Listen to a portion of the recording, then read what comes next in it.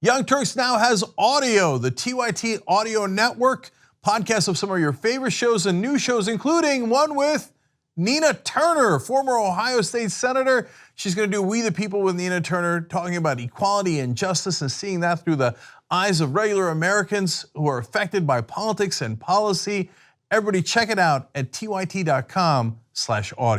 There has been some justice in a case involving a Muslim family that was harassed by an individual who did not want them to move into his Tampa neighborhood. This is in Tampa, Florida, and this story involves a Muslim family who had moved to the United States from India. They're buying a home, and they didn't expect to have any problems buying a home in this neighborhood until a man decided to start harassing them. David Howard is his name, and tried to prevent them from moving into that neighborhood. Now, he actually succeeded because this family feared for their lives. They did not feel safe, and they had to cancel the purchase of the home. But they had already lost resources in closing costs when they had decided to purchase it. So the family comes into the neighborhood. According to this Washington Post article, Asgar and his wife had entered into a contract for a house in the area and had scheduled a final walkthrough of the property with the two sellers, Asgar's wife's parents, two realtors, movers, and a cleaning person. All right. After they arrived at the house, that's when things started to get really bad. Law enforcement officials identified David H. Howard as the person who started yelling at the seller and Asgar's family. He said things including, "This sale will not take place." Also, "I will break all of your effing windows. I will burn your effing house down." He also said, "You're not welcome here," and later asked a mover if he was moving the dot heads in, and made insulting remarks about Muslims to neighbors. Okay, so at this point, the family's like, we can't move here. We can't have a neighbor like this. It's dangerous and we don't want to deal with it. But at that point, they had already lost money that they had contributed toward the purchase of the home. So they decided to sue, and I'm actually surprised that there was some justice in this story. I'm so grateful for the story that has kind of a happy ending. It really does. So Howard was sentenced to 8 months in prison on Tuesday of this week after pleading guilty to a criminal violation of the Federal Fair Housing Act, civil rights laws dating to the 1960s that outlaws, among other things, threatening or interfering with another person's housing rights because of their race or religion. The family was also able to recoup some of the money that they lost in the potential purchase of that home. Howard was ordered to pay a $30,000 of restitution to the family for the deposit that he and his family had lost when they canceled the closing on the home. I love that afterward, his statement, this is Howard, David Howard, the guy who said all this hateful stuff and did all these hateful things and ultimately is paying some restitution.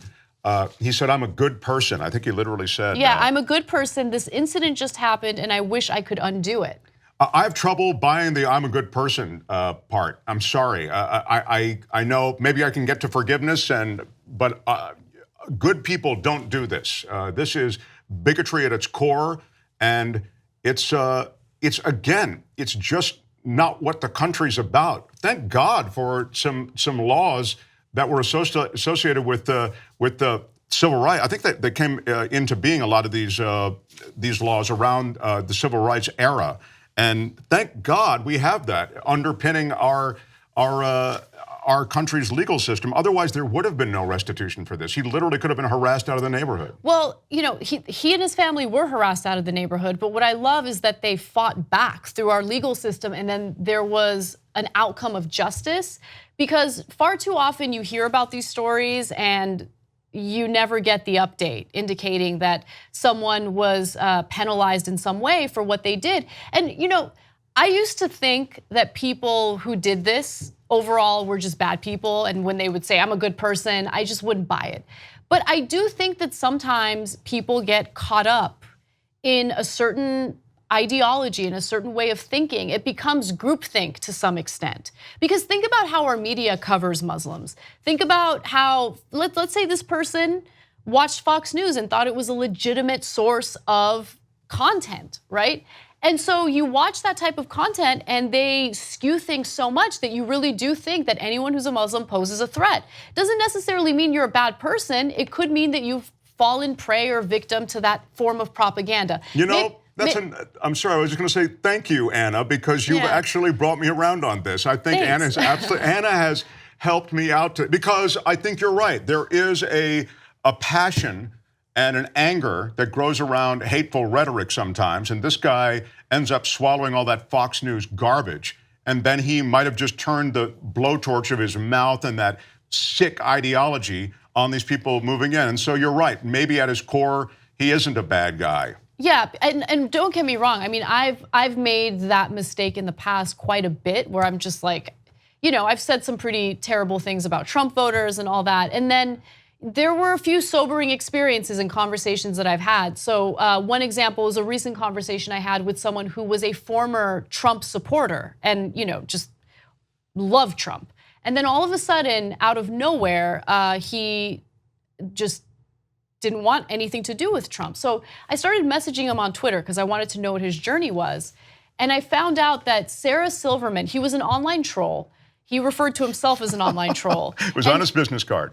And Sarah Silverman reached out to him after he sent her some sort of trolly tweet, which, by the way, I give her a lot of credit for, because that takes a lot to. Yeah, because you'd be inviting more trollness. That's true. And she decided, you know, I want to pick his brain. I want to have a conversation with this guy.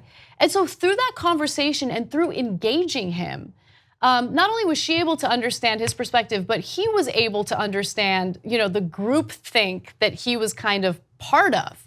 And so the more he talked to her openly on Twitter, the more the group of Trump supporters he associated with started attacking him, because he wanted to kind of open his mind to other ideas. He wrote a piece about it, an op-ed about it, and it was so interesting.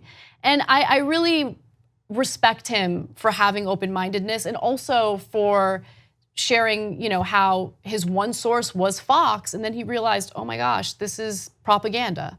2 easy ways to follow the Young Turks. One is hit the subscribe button down below, then you're a TYT subscriber. And second is ring the bell. And when you do that on YouTube, you're notified of our videos.